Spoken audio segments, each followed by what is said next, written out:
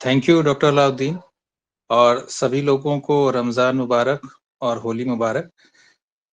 तो आज का टॉपिक संडे के बहुत ही इंटरेस्टिंग टॉपिक है और जो हम सभी जानते हैं कि आज के टाइम में हम सभी लोग चश्मा लगा रहे हैं, इंक्लूडिंग मैं भी चश्मा लगा रहा हूँ और सभी की एक बड़ी कॉमन प्रॉब्लम होती है कि इस चश्मे से कैसे छुटकारा या कैसे जो है हम फ्रीडम पाएँ। तो इसी से रिलेटेड आज हम लोग कुछ बात करेंगे कि क्या-क्या ऑप्शंस हो सकते हैं इस चश्मे से छुटकारा पाने के। तो शुरुआत करते हैं, मैं कुछ स्लाइड्स शेयर कर रहा हूँ आपके साथ में। सबसे पहले हम समझते हैं कि हमें चश्मे की क्या आवश्यकता होती है कि व्हाई वी नीड ग्लासेस। तो इसका बहुत ही आसान सा जवाब ये है कि हमें चीजें साफ नहीं दिखाई देती हैं, इसलिए हमें चश्मे की ज़रूरत होती है। अब थोड़ा-सा हम देखते हैं कि क्या प्रिंसिपल इन्वॉल्व है इन चीज़ों को देखने में या जो चीज़ें साफ हमें दिखाई नहीं देती हैं, ये इसको थोड़ा समझते हैं। जैसा इस स्लाइड में आप देख रहे हैं कि ये एक प्रोजेक्टर रखा हुआ है और ये प्रोजेक्टर आगे स्क्रीन के ऊपर फोकस कर रहा है। आपने सिनेमा हॉल में या नॉर्मल स्क्रीन्स पे भी इसको देखा होगा। ये प्रोजेक्टर में अगर आप देखेंगे तो एक ये बॉक्स है, इस बॉक्स से लाइट निकलती है, इसके आगे एक लेंस लगा होता है और ये लेंस आपकी जो इमेज है उसको स्क्रीन पे फोकस करता है, पर्दे पे फोकस करता है। अगर किसी वजह से ये जो लाइट इस बॉक्स से निकल रही है, इसके आगे का लेंस आगे पीछे हो जाए या प्रॉपरली फोकस ना करे, तो आप देखेंगे कि स्क्रीन के ऊपर आपको जो भी इमेज है वो क्लियर नहीं दिखाई देती है। इसका मतलब है कि हमारे इस प्रोजेक्टर में 2 पार्ट हैं, एक ऑप्टिकल पार्ट, ऑप्टिकल मतलब जो लाइट को प्रॉपरली फोकस करता है और दूसरा पार्ट है ये स्क्रीन, जिसके ऊपर ये जो लाइट है, ये अपनी इमेज को फॉर्म करती है। सेम आप इस डायग्राम में भी देखेंगे, ये हमारी एक आँख का रे डायग्राम है। इसमें भी हमारे 2 पार्ट्स हैं। एक पार्ट जो ये आगे का आपने देखा कि ये र बाहर से रेज़ आ रही हैं और एक अंदर कुदरती लेंस लगा हुआ है, जो ये लेंस अंदर पर्दे पे फ़ोकस करता है। नॉर्मल तौर पे हमें दिखता है या हम सोचते हैं कि आँख के अंदर लेंस पाया जाता है, लेकिन आँख में 2 लेंसेज़ होते हैं। एक ये जो अंदर पीछे लेंस दिख रहा है, जो रेज़ के लिए फ़ोकस हो रहा है, एक सबसे ऊपर लेंस जो हमारी कॉर्निया या जो काली पुतली आपको बाहर से दिखाई देती है, ये भी लेंस होता है और ये बड़ा लेंस होता है या ज़्यादा पावर का लेंस होता है।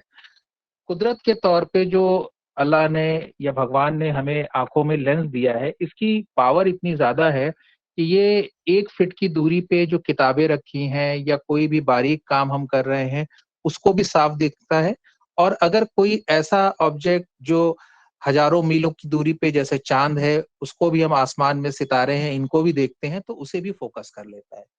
हर एक डिस्टेंस के लिए अलग-अलग फोकल पावर की या अलग-अलग तरह के लेंस की ज़रूरत होती है। ये हम लोगों ने नॉर्मल अपने 12th स्टैंडर्ड या 10th स्टैंडर्ड के फिजिक्स में भी पढ़ा है। तो ये तो है प्रिंसिपल की बात कि हमारी जो प्रॉब्लम होती है, चश्मा क्यों लगाना पड़ता है, उसका जवाब ये है कि जो रेज़ हैं हमारी आँख के अंदर जा रही हैं, वो पर्दे के या तो आगे फ़ोकस हो रही हैं या पर्दे के पीछे फ़ोकस होती हैं, प्रॉपरली पर्दे पे फ़ोकस नहीं होती हैं, इसीलिए हमें चीज़ें क्लियर नहीं दिखाई देती। अगर वो रेज़ पर्दे के आगे फ़ोकस हो रही हैं, उसको हमारी भाषा में मायोपिया बोलते हैं और अगर पर्दे के पीछे फ़ोकस हो रही हैं, तो उसे हम हाइपरमेट्रोपिया बोलते हैं। इसी के अकॉर्डिंग आपने देखा होगा कि जो चश्मे के नंबर होते हैं, वो किसी को प्लस का नंबर लगा होता है, किसी को माइनस का नंबर लगा होता है। अब आज के टॉपिक की हम जब बात करते हैं, तो सबसे पहला सवाल जो मेरी क्लिनिक में सभी लोग पूछते हैं कि क्या कोई ऐसा तरीका है, जिससे हम नेचुरल तरीके से या कुदरती तरीके से जो चश्मे लगा रहे हैं, हमारे बच्चे या हम लोग लगा रहे हैं, तो इससे हम आज़ादी पा सकते हैं या इससे हम फ्रीडम पा सकते हैं? तो इसमें जो सबसे अ, नुस्खा जो ज़्यादातर घरों में या बड़े-बुज़ुर्ग बताते हैं, उसमें सौंफ, मिश्री और आपके बादाम या कई बार दूध या छाछ को बड़ा ही न्यूट्रिशियस फूड माना जाता है और इससे ये मानते हैं कि चश्मे से या हमारी आई की जो मसल्स हैं, उसमें अच्छी स्ट्रेंथ मिलती है। क्योंकि मैं एलोपैथी का डॉक्टर हूँ और इस पे कोई हमारे पास में पुख्ता सबूत नहीं है कि इनको लेने से हर पावर का चश्मा हट जाता है। लेकिन मैं अपने एक्सपीरियंस से ये ज़रूर कहूँगा कि जो भी चश्मे का नंबर 1 डायोप्टर से कम होता है, एक बार मैं फिर रिपीट कर रहा हूँ कि जिन भी बच्चों को या जिस किसी को भी 1 डायोप्टर तक का लेंस, चाहे वो प्लस का हो या माइनस का हो, लगा हुआ है, उसका हटना बड़ा आसान होता है, क्योंकि हमारी आँख की सिलियरी मसल्स में इतनी कैपेसिटी होती है कि वो 1 डायोप्टर तक के रिफ्रैक्टिव एरर को या 1 डायोप्टर तक के चश्मे के नंबर को करेक्ट कर सकती हैं। तो ये जो नुस्खे हैं, या जैसे आप कई सारे पेपर्स में या अखबार में पढ़ते होंगे कि उनका चश्मा हट गया, तो उसमें इस बात को भी आपको समझना होता है कि कितने पावर का या कितने नंबर का चश्मा लगा था। अगर वो 1 डायोप्टर से नीचे का है, तो ये जो घरेलू नुस्खे हैं, जैसे इस डायग्राम में आप देख रहे हैं, सौंफ है, बादाम है, मट्ठा है, दूध है या मिश्री है, इनके सेवन से या इनको यूज़ करने से 1 डायोप्टर तक के जो चश्मे के नंबर है, या जिनका भी 1 डायोप्टर से कम नंबर है, वो हट सकता है। कई तरह की आई एक्सरसाइज को भी बहुत सारे यूट्यूब चैनल्स पे आयुर्वेद में और यूनानी में हम लोग प्रमोट करते हैं। तो आई एक्सरसाइज आप जानते हैं कि कई बहुत-बहुत डिफरेंट टाइप की होती है, डिफरेंट डायरेक्शंस में देखने की, डिफरेंट डिस्टेंस को देखने की। इनका एक ही रोल होता है कि ये आपकी जो आँख की मसल्स हैं, चाहे वो एक्स्ट्रा ऑकुलर मतलब आँख को चारों तरफ चलाने वाली मसल्स हैं, या इंट्रा ऑकुलर जो फोकस करने वाली मसल है, जिसे हम सिलियरी बॉडी कहते हैं, उसकी पावर को बढ़ाना। लेकिन इसका भी बहुत डेफिनेटिव रोल एक डायोप्टर से ज़्यादा के लेंसेज़ में, या जिनका भी एक डायोप्टर से ज़्यादा का चश्मा लगा हुआ है, उनमें ये अभी भी एस्टेब्लिश साइंटिफिकली नहीं हो पाया है कि कितने डायोप्टर तक के लेंस को ये हटाती हैं। बट 1 डायोप्टर तक के लेंस में ज़रूर ये इफेक्टिव हैं। कई सारे बच्चों को माँ-बाप हिदायत देते हैं या बड़े-बुजुर्ग हिदायत देते हैं कि आप हरी सब्जियाँ खाइए, हरी सब्जियों से बहुत ज़्यादा पौष्टिक होते हैं। तो यहाँ पर भी हम लोग भी पेशेंट्स को बोलते हैं कि वो ग्रीन वेजिटेबल्स को कंज़्यूम करें, जिसका कि न्यूट्रिशियस वैल्यू है ही है, और सिलियरी मसल्स पे उसका थोड़ा इम्पैक्ट पड़ता है। अब हम लोग बात करते हैं कि जो चश्मा है, इसके अलावा क्या-क्या अल्टरनेट या क्या-क्या तरीके हमारे पास मौजूद हैं, जिससे कि हम चश्मे को रिप्लेस कर सकें। देखिए, सबसे आसान तरीका जो इस डायग्राम में दिख रहा है, ये है कॉन्टैक्ट लेंस। ये कॉन्टैक्ट लेंस जैसा आप इस डायग्राम में देख रहे हैं, ये एक पतली-सी पॉलीथीन की एक झिल्ली जैसा होता है, और इस झिल्ली में डिपेंडिंग और जैसा भी नंबर है, उस नंबर के हिसाब से ये कॉन्टैक्ट लेंस कमर्शियली मार्केट में अवेलेबल होते हैं। और जैसे इसमें देख रहे हैं कि इस झिल्ली को एक छोटी-सी फिंगर टिप पे हम लोग रखते हैं, और आईज़ के ऊपर जो पुतली है, ये जो पुतली काली पुतली या भूरी पुतली के ऊपर की पुतली जो चमकती रहती है बाहर से, जिसे हम कॉर्निया बोलते हैं, इसके ऊपर इसको रख देते हैं, और ये अपने आप उससे एक तरह से चिपक जाता है, एडहेयर्ड हो जाता है। एक सरफेस टेंशन की वजह से ये चिपका रहता है। कॉन्टैक्ट लेंस के बारे में बहुत सारे लोगों ने सुना भी होगा, और बहुत सारे पेशेंट्स हमसे पूछते भी हैं। यहाँ पे मैं थोड़ी-सी कॉन्टैक्ट लेंस के बारे में कुछ जो मिथ हैं या जो कुछ जानकारियाँ का अभाव है, उसको मैं क्लियर कर दूँ। पहली चीज़ तो ये है कि कॉन्टैक्ट लेंस हम, जैसे चश्मा है कि हम हर वक़्त लगा लेते हैं, हर जगह लगा लेते हैं, ऐसे कॉन्टैक्ट लेंस हर जगह और हर वक़्त नहीं लगाया जा सकता है। क्योंकि ये आँख की पुतली या कॉर्निया के ऊपर रखते हैं, तो इसका एक साइड इफ़ेक्ट ये भी होता है कि जो आँख की पुतली है या कॉर्निया है, जो कि एक लिविंग टिश्यू है, जिसको ज़िंदा रहने के लिए ऑक्सीजन की और पानी की, मॉइस्चर की ज़रूरत होती है। तो वो जो ऑक्सीजन और उसका जो मॉइस्चर है, वो काफ़ी हद तक जब इस लेंस को ऊपर रख देते हैं, ढक्कन की तरह से, तो वो उसकी कमी हो जाती है, और बहुत लंबे टाइम तक हम इस कॉन्टैक्ट लेंस को एट अ स्ट्रेच नहीं लगा सकते। कहने का मतलब ये है कि मुश्किल से हम कॉन्टैक्ट लेंस को एक बार में 4 से 6 घंटे तक ही दिन में लगा सकते हैं। अगर इससे ज़्यादा लगाते हैं, तो हमारी आँख की पुतली पे या आँख के अंदर कई बार हम लोग देखते हैं कि कुछ समय के बाद या कुछ सालों के बाद में उसमें एलर्जीज़ डेवलप होने लगती है। तो कॉन्टैक्ट लेंस हमेशा हम जब भी प्रिस्क्राइब करते हैं, तो पेशेंट को चश्मे के साथ में बोलते हैं।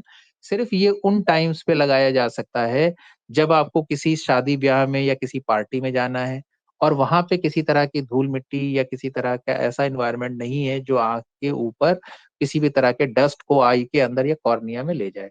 या फिर बहुत से लोग ऐसे हैं जो ऑफिस टाइम में इस लेंस को यूज करते हैं कि जब भी ऑफिस 10 टू 5 का है या जो भी टाइम है 5-6 घंटे का, 8 घंटे का, उस टाइम पे कॉन्टैक्ट लेंस लगाते हैं। बाकी के टाइम में घर पर या जब ऑफिस टाइम नहीं है तो वो चश्मा लगा लेते हैं। तो कॉन्टैक्ट लेंस बहुत ही एक अल्टरनेट है आपके चश्मे हटाने का, बट ये बहुत इफेक्टिव अल्टरनेट नहीं है क्योंकि इसमें कई सारी खामियां हैं।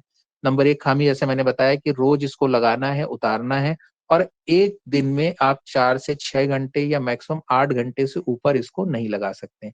अगर आप कॉन्टैक्ट लेंस लगाए लगाए सो गए या पूरी रात लगा रहा तो आंखों में कई बार ये सूजन या आंखों के अंदर एलर्जी भी पैदा कर देता है। दूसरी बात, कॉन्टैक्ट लेंस को आप लगा करके किसी ऐसे एनवायरनमेंट में जैसे खुले में, धूल में, मिट्टी में आप नहीं जा सकते हैं। क्यों? क्योंकि जो भी डस्ट पार्टिकल है वो अगर आँख के अंदर चला गया तो वो इस कॉन्टैक्ट लेंस के ऊपर फँस जाता है और वो इरिटेट करता है।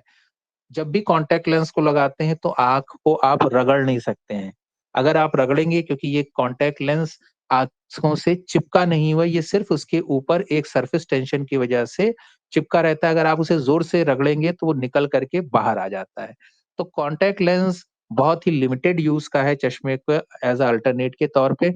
लेकिन हाँ, कई ऐसी जगह हैं जहाँ पर आपको बहुत लिमिटेड यूज़ करना है, जैसे आपको शादी-ब्याह में जाना है, कुछ घंटे के लिए लगाना है, या कोई चश्मा लगाता है उसकी ऑकेज़न पे किसी ऐसी जगह पे इंटरव्यू के लिए जाना है, फ़ोटो खिंचाना है या कुछ भी फंक्शन है, तो कुछ घंटों के पर्पज़ को इससे सॉल्व कर सकते हैं, या दिन में अगर 3-4 घंटे आप लगा लेते हैं, तो कोई दिक्कत नहीं है, और इसका प्रॉपर हाइजीन को भी मेंटेन करने के लिए हम पेशेंट को सिखाते हैं और उसको हिदायत देते हैं।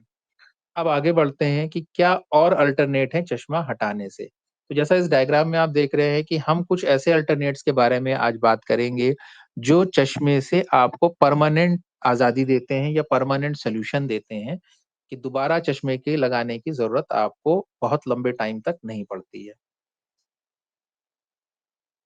तो इसमें सबसे ज़्यादा जो फ़ेमस टर्म है, वो है लैसिक का।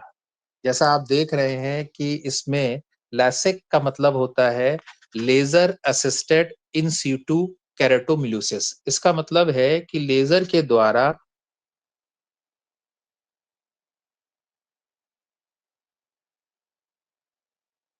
आपकी जो ये पुतली जिसे हम कॉर्निया बोलते हैं, उसको लैटिन भाषा में केराटो, सभी ने फिजिक्स के अंदर जब आप 12th स्टैंडर्ड में या 10th स्टैंडर्ड में होंगे तो आपने पढ़ा होगा कि जो हमारे लेंसेज होते हैं वो 2 तरह के होते हैं, एक कॉन्वेक्स लेंसेज और एक कॉनकेव लेंसेज। जो कॉन्वेक्स लेंसेज होते हैं वो जितना ज़्यादा कर्व्ड होते हैं बाहर की तरफ, उसे हम हिंदी भाषा में उत्तल लेंस बोलते हैं, कॉन्वेक्स। तो कॉन्वेक्स सरफेस की वजह से वो रेज़ को प्लस डायोप्टर के लेंसेज होते हैं और रेज़ को कन्वर्ज करते हैं, फोकस करते हैं। दूसरे लेंस होते हैं जिनको हम कॉनकेव लेंस बोलते हैं। कॉनकेव लेंस में आप जब देखेंगे तो उनके किनारे मोटे होते हैं और बीच की जो सरफेस होती है वो अंदर की तरफ धसी हुई होती है, इसीलिए उसको कॉनकेव या अवतल लेंस बोलते हैं। इनकी जो डायोप्ट्रिक पावर होती है माइनस में होती। तो कॉन्वेक्स लेंस का मतलब है कि जो किनारे होंगे वो पतले होंगे और बीच में ज़्यादा मोटाई होगी। कॉनकेव लेंस का मतलब हो गया कि किनारे पतले हैं और बीच में और भी ज़्यादा अंदर की तरफ वो धँसा हुआ है या पतला हो रहा है। तो इस प्रॉपर्टी की वजह से वो अलग-अलग तरह से बिहेव करते हैं और अलग-अलग डिस्टेंस पे रेज़ को फ़ोकस करते हैं। इसी फिजिक्स के प्रिंसिपल को हम लोग जब लेज़र यूज़ करते हैं, तो यहाँ पर किया जाता है, जैसा आप इस डायग्राम में देख रहे हैं, कि ये आँख की पुतली के ऊपर जो कॉर्निया है, इसके ऊपर जो ये डॉट-डॉट से आपको लेज़र्स दिखाई दे रहे हैं, ये लेज़र कॉर्निया के ऊपर फायर किए जाते हैं और ये कंप्यूटराइज़्ड प्रोग्राम होता है कि इसके हम लोग प्रोग्राम करते हैं कि किस पॉइंट पे कितना लेज़र होना है, किस जगह पे कितना फायर होता है, और उसके हिसाब से ये पुतली के शेप को चेंज कर देता है, जिससे कि जो भी आपका नंबर होता है चश्मे का, वो हट जाता है। ठीक है? अब हम आगे चलते हैं। तो थोड़ा-सा और बात करते हैं कि लैसिक क्या सभी लोग करा सकते हैं? तो इसमें इस स्लाइड में अगर आप देखें कि क्या-क्या से पॉइंट हैं, जो हमें लेज़र सर्जरी या लैसिक के लिए कंसीडर करना चाहिए। आम तौर पे लोग लेज़र सर्जरी का मतलब लैसिक समझते हैं, लेकिन लैसिक के अलावा भी बहुत सी सर्जरी होती हैं। वो हम इस स्लाइड में या इस प्रेजेंटेशन में डिस्कस नहीं कर रहे हैं, क्योंकि वो टेक्निकल बहुत ज्यादा बात हो जाएगी, जिसमें पीआरके आता है, फेम्टोसेकंड लेजर्स आते हैं। हम उसकी एक थोड़ा थोड़ा सा ओवरव्यू दे देंगे, लेकिन अभी हम पहले बात करते हैं कि किसी भी तरह का चश्मा हटाने के लिए जो हम लेजर करते हैं, क्या वो सभी के लिए लागू होता है या कुछ ऐसे पॉइंट्स हैं जिन्हें हमें ध्यान रखना चाहिए। तो सबसे पहले अगर आप देखेंगे तो हमें ये देखना होता है age of the patient. Age of the patient का मतलब है कि जब भी पेशेंट लेजर कराने जा रहा है तो एज बहुत ही बड़ा कंसीडरिंग फैक्टर होता है। अभी आप आगे की स्लाइड्स में हम और समझाएंगे कि कौन सी सर्जरी किस एज ग्रुप में या किस पेशेंट को फायदेमंद होती है। अगर कोई बच्चा छोटा है तो जैसा आप देखते होंगे कि बच्चे की जो ग्रोथ होती है या उसकी जो लंबान बढ़ती है शरीर की, वो लगभग लड़कियों में 18 साल तक और लड़कों में हम 21 साल तक मानते हैं। एवरेज तौर पे किसी का एक आध साल ऊपर नीचे भी हो सकता है या किसी का थोड़ा बहुत ऐसा भी हो सकता है कि 16 साल के बाद उसकी लंबाई बढ़ना रुक गई है। जब शरीर की लंबाई बढ़ती है तो इसी प्रोपोर्शन में हमारे शरीर के अंदर की जो आंख है या जितने भी बॉडी के पार्ट्स हैं, उन सबकी ग्रोथ होती है। और जब हम ये इस फेज से मतलब चाइल्डहुड से एडल्ट फेज प्यूबर्टी में जाने लग जाते हैं और जब हमारा प्यूबर्टी का फेज कंप्लीट हो जाता है 18 या 21 साल पे, तो हमारे आई बॉल का भी जो साइज है और शेप है, जो कर्वेचर है, वो फिक्स हो जाता है। तो हमें सबसे पहले ये देखना होता है कि अगर किसी पेशेंट की उम्र 18 साल से या 21 साल से कम है, तो हम उसे लेजर के लिए एडवाइस तब तक नहीं करते हैं जब तक हम इस बात की तसल्ली नहीं कर लेते हैं कि उसका चश्मे का नंबर फिक्स हो गया है। तो सेकंड पॉइंट ये है कि जब तक कि एटलीस्ट 6 महीने तक पेशेंट का चश्मे का नंबर फिक्स ना हो, उसमें कोई चेंज ना हो, तब्दीली ना हो, तब तक हम लेजर नहीं करते हैं। इसका रीजन ये है, सपोज करिए कि किसी पेशेंट का चश्मे का नंबर 4 डायोप्टर का है और उसकी उम्र अभी 18 साल है, जो कि बॉर्डर पे है, कर भी सकते हैं, नहीं भी कर सकते हैं। और आज आपके पास आया है, पुराना उसके पास कोई रिकॉर्ड नहीं है, आगे का आपको मालूम नहीं है कि ये आगे बढ़ रहा है कि रुका हुआ है। और आज अगर आपने सपोज करिए लेजर करके उसका 4 डायोप्टर का लेंस हटा भी दिया चश्मे का, पता चला कि उसकी पावर बढ़ जा रही थी हर 6 महीने पे 0.5, तो अगले 6 महीने के बाद में उसको आधा डायप्टर का आ जाएगा। उसके अगले 6 महीने के बाद फिर 1 डायप्टर का आएगा। Then the patient will scold you कि भई आपने पहले डॉक्टर साहब क्यों नहीं बताया कि ऐसा भी हो सकता है, वैसा भी हो सकता है। तो इसलिए आपको लीगल पॉइंट से बचने के लिए और पेशेंट के वेलफेयर के लिए पेशेंट को ये समझाना बहुत ज़रूरी होता है कि ऐज के साथ-साथ हमें ये भी देखना है कि आपका जो चश्मे का नंबर है, वो स्टेबल हो जाए, क्योंकि शरीर में अल्लाह ने या भगवान ने कोई ऐसा फ़ॉर्मूला नहीं बनाया हुआ है कि 18 का मतलब 18 साल से अगर 2 दिन भी हुआ, तो अब वो फिक्स हो जाएगा। हो सकता है कि 19 साल तक भी न चश्मे का नंबर बढ़ रहा हो और किसी का हो सकता है कि 16 साल में ही बढ़ना रुक गया हो। तो हम लोग इसके लिए ये सेकंड पॉइंट कंसीडर करते हैं कि कम से कम 6 महीने तक उसका चश्मे का नंबर नहीं बढ़ा हो। और अगर हमारे पास कोई पुराना रिकॉर्ड नहीं है, तो हम पेशेंट को आज पहले टेस्ट करते हैं। टेस्ट करने के बाद 6 महीने बाद या 3 महीने बाद उसे फिर बुलाते हैं और फिर 6 महीने बाद, ताकि हमारे पास एक बेसलाइन, एक रिकॉर्ड बन जाए कि इसका 6 महीने से लास्ट 6 मंथ से नंबर जो है किसी भी तरह से बढ़ नहीं रहा है, किसी भी तरह से उसमें इज़ाफ़ा नहीं हो रहा है। तीसरा पॉइंट है उसकी पुतली की मोटाई, जिसपे जैसा मैंने अभी इससे पहले के डायग्राम में आपको दिखाया था कि जो भी हम लेज़र फायर करते हैं, वो इस पुतली के ऊपर फायर करते हैं।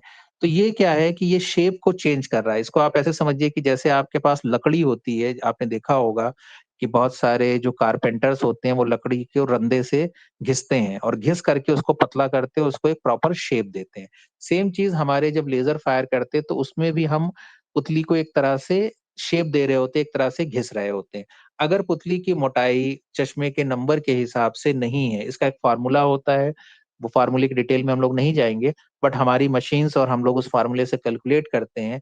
अगर किसी का चश्मे का नंबर कम है, 4 डायोप्टर है, 2 डायोप्टर है, 1 डायोप्टर है, उसमें आम तौर पे जो चश्मे की मोटाई हो या पुतली की मोटाई होती है, उसमें लेज़र करने में कोई प्रॉब्लम नहीं होती है।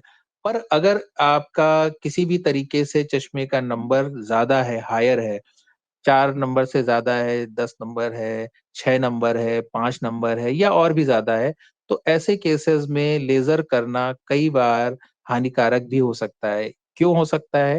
इसको मैं थोड़ा-सा आपको समझा देता हूँ कि जैसे आपने देखा होगा कि जैसे आपने देखा होगा कि जैसे आपने देखा होगा कि आप अपने गाड़ी में देखते हैं कि एक टायर होता है और एक ट्यूब होता है। ऊपर का प्रोटेक्शन देने के लिए उसमें जो लेयर होती है उसे हम टायर बोलते हैं और अंदर की पतली लेयर होती है वो ट्यूब होती है जिसके अंदर की आप कई बार एयर को भरा जाता है। तो अब हम पहले ये देखते हैं या इस बात को समझने की कोशिश करते हैं कि जो भी हम अगर देखते हैं कि ऊपर का जो हमारा ट्यूब है, वो हमारा घिसता जाता है या एकदम पतला होता जाता है, तो अंदर का जो टायर के अंदर की जो ट्यूब है, वो बल्ज कर जाती है और उसके बर्स्ट होने के भी चांसेस होते हैं। ऐसे ही सेम जब हम लेज़र करते हैं और अगर पुतली की मोटाई पहले से ही कम है, तो हमारे पुतली की जो अंदर की लेयर है, वो डिस्टॉर्ट होने की या उसमें डैमेज हो के चांसेस बढ़ जाते हैं।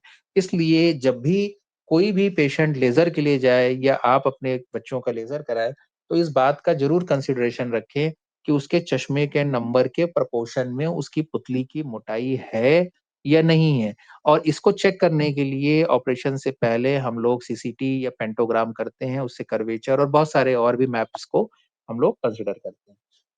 इसके बाद में हम लोग ये भी देखते हैं कि जो रेज़ हमारी फ़ोकस हो रही हैं, वो अल्टीमेटली फ़ोकस होती हैं रेटिना पे। तो रेटिना में किसी तरह की कोई पैथोलॉजी या रेटिना में कोई कंट्राइंडिकेशन तो नहीं है कि हमने रेज़ तो फ़ोकस कर दी और बाद में रेटिना की जो पैथोलॉजी थी, उसकी वजह से वो देख नहीं पा रहा है। तो रेटिना को चेक करना या पर्दे को चेक करना भी बहुत ज़्यादा इम्पोर्टेंट है। तो हम अगर समराइज़ करें तो हमने ये समझा कि लेज़र सर्जरी में जाने से पहले पेशेंट की ऐज को आप देखेंगे, उसके बाद ये देखेंगे कि कम से कम 6 महीने तक उसपे चश्मे का नंबर कांस्टेंट होना चाहिए, बढ़ना नहीं चाहिए। फिर उसकी पुतली की मोटाई को चेक करेंगे और पर्दे को चेक करेंगे। अगर ये सारे पैरामीटर्स फिट होते हैं, उसी के बाद हम लोग पेशेंट को लेज़र के लिए एडवाइस करते हैं। अब दूसरा सवाल आता है कि अगर इन पैरामीटर्स में पेशेंट फिट नहीं हो रहा है, उसका चश्मे का नंबर बहुत ज़्यादा है, जैसे अभी अभी लास्ट वीक में मेरे पास एक पेशेंट आया, उसका चश्मे का नंबर -20 डायोप्टर के और एक आँख में -22 डायोप्टर है। इतना ज़्यादा हाई नंबर लेज़र से नहीं हट सकता। उसके लिए अदर अल्टरनेट है, वो भी हम अभी डिस्कस करेंगे। तो क्या-क्या स्टेप्स हैं या क्या-क्या स्टेप्स में हम लोग सर्जरी करते हैं, तो एक छोटा-सा इसमें डायग्राम में हम पहले बता देते हैं कि क्या प्रिंसिपल है। स्टेप नंबर 1 में हम लोग जो पुतली होती है, इसकी एक बहुत बारीक-सी लेयर को उठाते हैं या कट करते हैं, ठीक है? और लेज़र को आप ऐसा समझिए कि बारीक-सी लेयर इसलिए उठाई जाती है ताकि ये एक तरह के उसके ऊपर ढक्कन की तरह से प्रोटेक्शन दे सके। तो इस पतली सी सेकंड डायग्राम में आप देखेंगे तो ये जो पतली सी लेयर को उठा दिया गया है, ये इस तरफ, उसके बाद में जो इसका बेस बचता है, उसके ऊपर ये रेड कलर के जो आपको लेज़र्स हैं, इनको फायर किया जाता है और लेज़र फायर होने के बाद में ये पुतली के शेप को चेंज कर देते हैं और बाद में जो पतली सी लेयर हमने उठाई होती है, वो इसके ऊपर रख कर के स्प्रेड कर दिया जाता है। तो वो एक तरह का नेचुरल कॉन्टैक्ट लेंस की तरह से बिहेव करने लगता है। जैसा अभी थोड़ी देर पहले मैंने बताया था कि जो आप आर्टिफिशियल कॉन्टैक्ट लेंस लगाते हैं, जो मार्केट के अवेलेबल लेंसेज़ हैं, वो प्लास्टिक के होते हैं और वो बॉडी से कभी भी चिपकते नहीं है। वो हमेशा आपने लगाया 2-4 घंटे बाद उसको हटाना पड़ता है। लेकिन ये जो पतली-सी लेयर हम जो कट करके कॉन्टैक्ट लेंस जैसा बनाते हैं बारीक, ये जब भी उसपे स्प्रेड कर देते हैं, तो ये लगभग 4 से 6 हफ्ते के बाद में परमानेंटली आपकी कॉर्निया से चिपक जाती है और चश्मे का नंबर आपका पूरी तरह से खत्म हो जाता है। यूट्यूब पे मेरा एक चैनल है जिसमें मैंने एक लाइव लेज़र सर्जरी कैसे करते हैं उसको दिखाया है। मैं थोड़ा-सा कोशिश करता हूँ कि अगर ये चल जाए कि कैसे-कैसे क्या स्टेप्स में आपकी लेज़र सर्जरी को किया जाता है।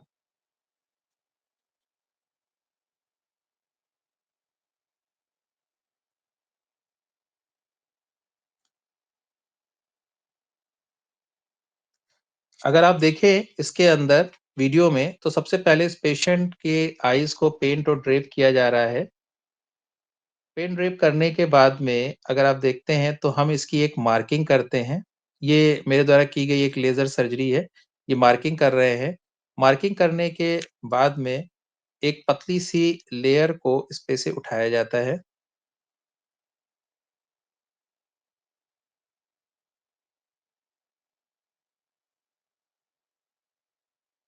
ये एक इंस्ट्रूमेंट है जिससे कि एक पतली-सी लेयर को इसके ऊपर से पुतली के ऊपर से उठाते हैं हम। और उठाने के बाद में ये एक तरह का केराटोम होता है या एक तरह का ब्लेड होता है जो इसके ऊपर से लेयर को निकालता है। इसके बाद ये आप देखेंगे कि ये रेड कलर का लेज़र इसके ऊपर फ़ोकस किया जाता है और ये मशीन अपने आप ऑटोमैटिकली किस पार्ट पे कितना लेज़र फायर करना है, ये हम लोग देखते हुए इस पे फायर करते हैं और लास्ट में ये कंप्लीट हो जाता है, तो उस कॉन्टैक्ट लेंस को जो हमने पतली सी लेयर उठाई है, दोबारा से फ्लैप को रख दिया जाता है और वापस से पेशेंट को दूसरी आई के लिए किया जाता है।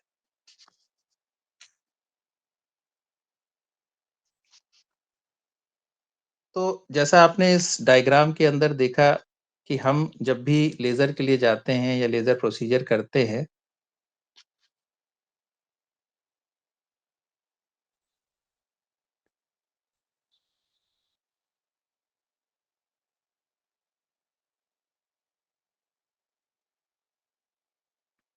हेलो, मेरी आवाज़ आ रही है आप लोग तक? हेलो, यस, ठीक है।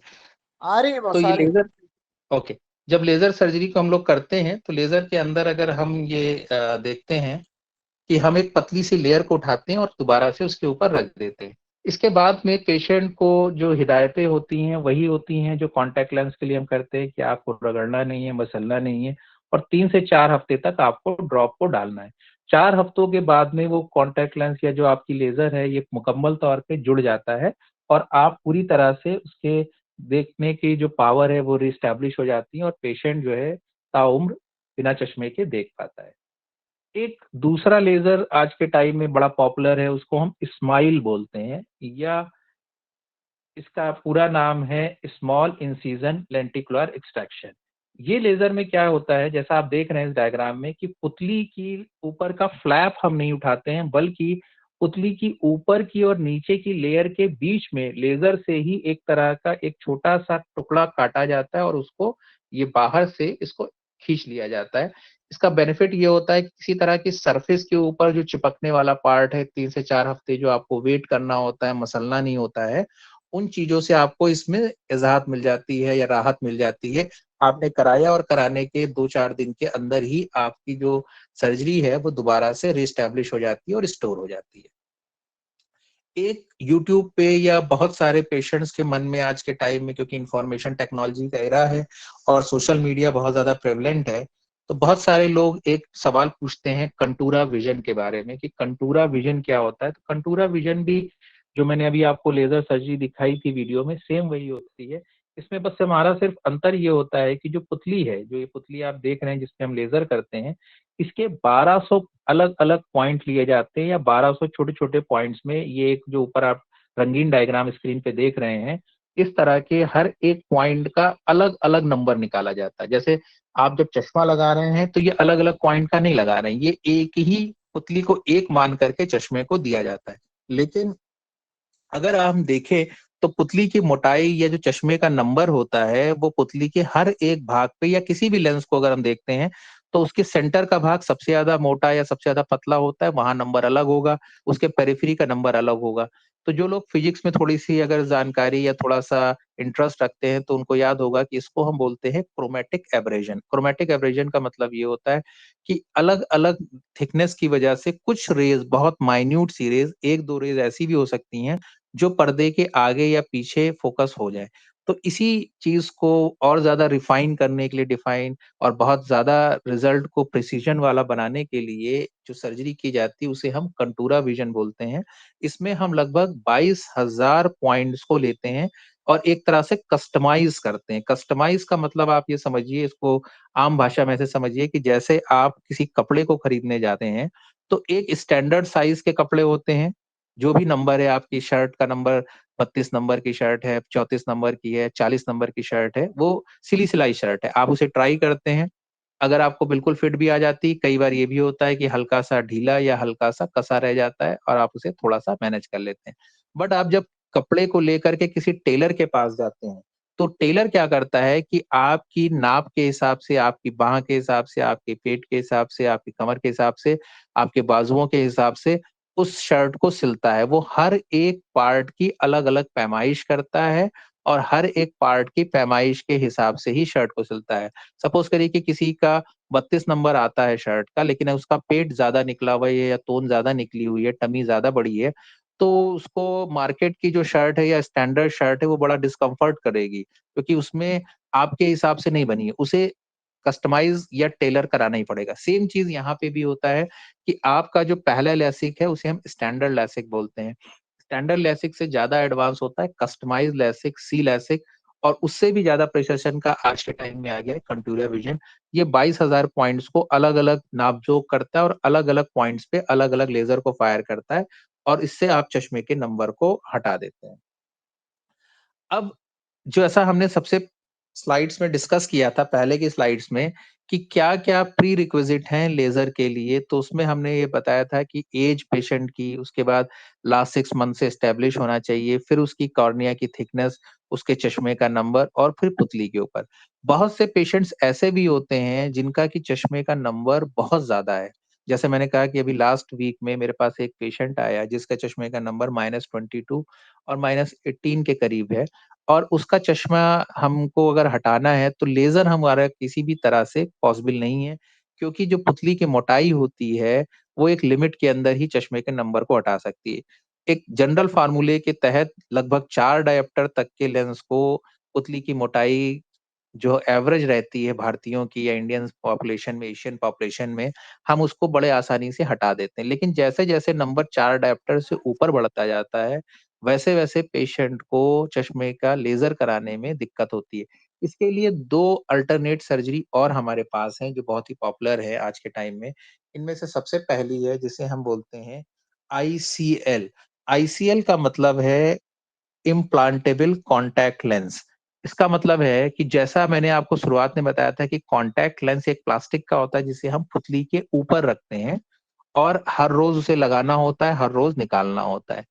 तो ये एक स्पेशल टाइप का कॉन्टैक्ट लेंस होता है, एक स्पेशल टाइप के मटेरियल का बना होता है, जिसे सर्जन, जो आई के सर्जन हैं, वो कितना भी पावर हो, चाहे 20 डायोप्टर हो, 24 डायोप्टर हो, 30 डायोप्टर हो, कितना भी पावर हो, उसके हिसाब से और उसकी पुतली के डिजाइन के हिसाब से जो कंपनीज को हम लोग डाटा भेजते हैं और वो एक कस्टमाइज करके लेंस बनाती हैं, एक तरह के स्पेशल कॉन्टैक्ट लेंस जिसे हम फेकिक आईवेल भी बोलते हैं दूसरी भाषा में, उसे हम आईपीसीएल बोलते हैं, इंट्राऑकुलर फेकिक आईवेल। मतलब जो आँख का कुदरती लेंस है, अल्लाह का बनाया हुआ लेंस है, उसके ऊपर ही हम एक दूसरे लेंस को रख देते हैं, और ये लेंस परमानेंट होता है। इसको दोबारा निकालने बैठाने की ज़रूरत नहीं है, और क्योंकि इसमें पुतली की किसी तरह से काट-छाँट नहीं की जाती, पुतली के किसी तरह के शेप में चेंज नहीं किया जाता है, तो किसी भी डायोप्टर का अगर लेंस होता है, तो उसे हम बड़ी सेफली आँख के अंदर रख सकते हैं।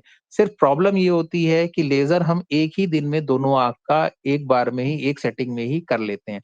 लेकिन जब हम कॉन्टैक्ट लेंस आँख के अंदर रखते हैं, इम्प्लांटेबल कॉन्टैक्ट लेंस आईसीएल रखते हैं, तो वो एक दिन में नहीं होता। पहले एक आँख का हम लेंस करेक्ट करते हैं, और उसके लगभग 2 हफ्ते के बाद में जब वो आई ठीक हो जाती है, तो दूसरी आई का कर लेते हैं। लेकिन एडवांटेज ये है कि इससे आपकी किसी भी पावर का चश्मा हो, कितना भी मोटा चश्मा हो, वो इससे हटाया जा सकता है, और आम तौर पे लगभग सारे ही पेशेंट्स का इससे हम करेक्शन कर सकते हैं।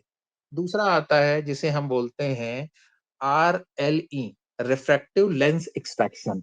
रिफ्रैक्टिव लेंस एक्सट्रैक्शन का मतलब ये होता है कि जो अल्लाह का बनाया हुआ आँख के अंदर का लेंस है, अभी तक हमने लेंस को कहीं पर भी छेड़ा नहीं था। पुतली के ऊपर के पार्ट को या तो चेंज किया था या लेंस के ऊपर ही लेंस रख दिया था।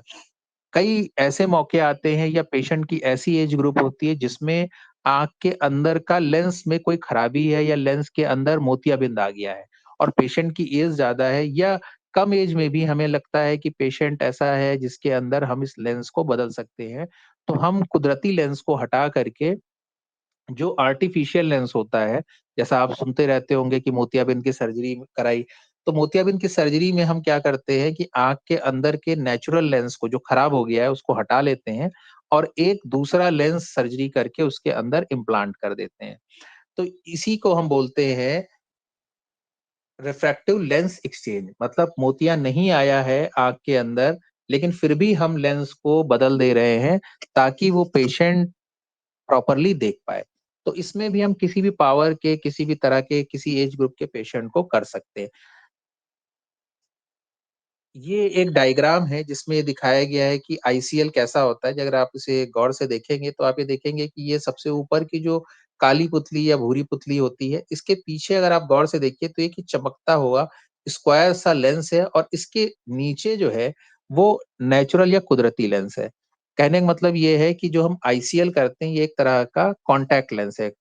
इंट्रा ऑकुलर कॉन्टैक्ट लेंस है। इंट्राऑकुलर का मतलब है कि आँख के अंदर सर्जन ने एक तरह का कॉन्टैक्ट लेंस रखा हुआ है, जैसा कि हम बाहर से लगाते हैं और ये परमानेंटली फिक्स होता है।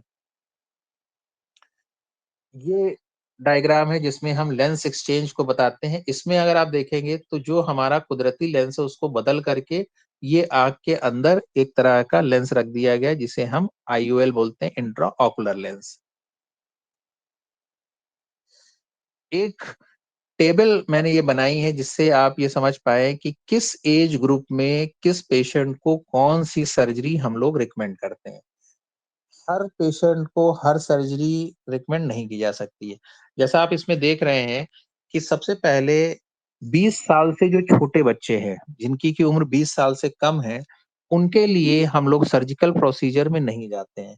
उनमें जो भी हमें चीज़ें प्रिस्क्राइब करनी होती है, तो ज़्यादातर केसेज़ में हम लोग बोलते हैं कि चश्मा आपको 20 साल की उम्र से अगर कम उम्र है तो लगाना है, या अगर आप चाहें तो ऑकेजनली कॉन्टैक्ट लेंस लगा सकते हैं, या अगर बहुत ज़्यादा बड़ा नंबर होता है, कई बार 20 नंबर का, 25 नंबर का कुदरती उसके अंदर आँख में इतनी ज़्यादा वीक हो जाती हैं, उनमें हम केसेज़ में ऊपर से कॉन्टैक्ट लेंस लगाने के लिए या चश्मा लगाने के लिए ही बोलते हैं। 20 साल से कम उम्र के बच्चों में क्योंकि अभी ग्रोथ हो रही होती है और हमें ये फिक्स नहीं होता है कि कितना चश्मे का नंबर बढ़ेगा या कितनी उसके आँख के पावर में कर्वेचर में चेंज आएगा।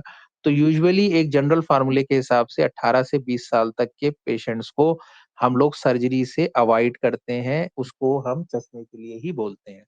जब आपका चश्मे का नंबर फिक्स हो जाता है, मतलब आपकी उम्र 18 या 20 साल से ऊपर हो जाती है और कम से कम 6 महीने तक आपका चश्मे के नंबर में कोई चेंज नहीं आ रहा है, तब हम 20 से 40 साल की उम्र के बीच में जितनी भी हमने अभी सर्जरी डिस्कस की है, लैसिक डिस्कस किया, आईसीएल डिस्कस किया और लेंस का एक्सचेंज करना, आँख के अंदर लेंस को बदल देना, इन सारी सर्जरीज़ को ये 20 से 40 साल के बीच में सबसे बढ़िया रिज़ल्ट देती। अगर किसी पेशेंट की उम्र 40 से 50 साल के बीच में है, तो ये एज ऐसी होती है जिसमें हम लोगों को पेशेंट की क्या प्रॉब्लम है, क्या उसको दिक्कतें हैं, क्या उसका होना चाहिए, बहुत सारे फैक्टर्स को डिस्कस करके डिसाइड करते हैं कि इसका क्या फ़ॉर्मूला होगा या किस तरह की सर्जरी के लिए ये सूटेबल होगा। अगर किसी पेशेंट की उम्र 50 साल हो गई है और 50 साल के बाद वो चश्मे को हटाना चाहता है, तो ये जो एज ग्रुप है 50 साल के बाद में, इसमें पेशेंट के जो कुदरती लेंस होता है, नेचुरल लेंस होता है, उसमें कुछ-कुछ चेंजेज़ आने लग जाते हैं या उसमें कुछ खराबियाँ आने लगती हैं, जो कुदरती तौर पे होती है। इसमें सबसे बड़ी खराबी होती है कैटरैक्ट आने की, जो नेचुरल प्रोसेस है। कैटरैक्ट या मोतियाबिंद कोई बीमारी नहीं होती है, ये एक तरह की नेचुरल चेंजेज़ होते हैं, ये नेचुरल डीजनरेशन होते हैं। इसको ऐसे समझिए कि जैसे आपके बाल, चाहे आप किसी भी तरह का शैम्पू लगाएँ, कितना अच्छा भी तेल लगाएँ या कुछ भी करें, कोई भी दवा खाएँ, जब आप 40-50 साल की एज में आएँगे तो उसमें बालों में सफेदी आने लग जाएगी, चेहरे में चेंजेज़ आने लग जाएँगे, जो आप ही की फ़ोटो 20 साल की होगी, जब आप उसे 50 साल में देखेंगे या उससे ऊपर देखेंगे तो उसमें आपको फ़र्क महसूस होगा। आप कितना भी अच्छा क्रीम लगाएँ, मेकअप लगाएँ, वो चीज़ नेचुरली आप में चेंजेज़ लाती है। तो सेम चीज़ यहाँ भी है कि आँख के अंदर का जो लेंस है, जब आपकी 50 साल से ऊपर एज होने लगती है, तो उसमें चेंजेज़ आते हैं और वो लेंस कैटरैक्ट कैटरैक्ट का मतलब उसमें एक तरह के स्क्रैच या उसकी डिस एफिशिएंसी कम हो जाती है, तो हम उस लेंस को चेंज कर देते हैं और इस केस में हम लोग लेज़र ना करके लेंस का ऑपरेशन करते हैं, जिसमें कि अगर पेशेंट चाहता है, बहुत ही ज़्यादा सोफिस्टिकेटेड है, तो हम उसे मल्टीफोकल आईओएल के लिए बोलते हैं। मल्टीफोकल आईओएल का मतलब है वो किसी भी डिस्टेंस के दूरी के इमेज को प्रॉपर्ली फ़ोकस कर लेता है। तो ये चार्ट इसीलिए मैंने बनाया है स्लाइड में, ताकि आप ये समझ सकें कि हर चीज़ का एक ही फ़ॉर्मूला या एक ही आंसर नहीं होता है। जैसा पेशेंट होता है, जिस एज ग्रुप में है, किस फैक्टर में है और जितने भी कंसिडरेशन उसकी आई के पैरामीटर्स क्या हैं, ये सब कुछ कंसीडर करके सारा डाटा जब हम कलेक्ट करते हैं, उसके बाद ही डिसाइड करते हैं कि उसे क्या कराना चाहिए और क्या उसके लिए सबसे बेहतर होगा और इसकी हम लोग काउंसलिंग करते हैं। तो थैंक यू। ये इंफॉर्मेशंस आपको मैंने जो प्रोवाइड करी है, अगर किसी तरह की कोई क्वेरी हो तो ये मेरी स्लाइड पे नंबर लिखा हुआ है, इस पे आप मुझे व्हाट्सअप कर सकते हैं, या जो डॉक्टर साहब का ग्रुप है उस पे आप व्हाट्सअप कर सकते हैं। और जैसा सर ने कहा कि मेरा क्लिनिक जो है तहसीनगंज चौराहे पर, जो खोया मंडी है, खोया मंडी के बिल्कुल सामने फिट इंडिया जिम या पंजाब नेशनल बैंक वाली बिल्डिंग है, उसमें है। और मैं सुबह 10 बजे से 5 बजे तक क्लिनिक में अवेलेबल रहता हूँ। और किसी भी तरह की आपकी कोई भी क्वेरी हो या कोई भी सवाल हो, वो आप पूछ सकते हैं, अभी भी पूछ सकते हैं, या कभी भी आकर के आप मुझसे मिल सकते हैं और अपनी क्वेरीज को मेरे साथ शेयर कर सकते हैं। Thank you. आप चाहें तो इस नंबर को नोट कर सकते हैं।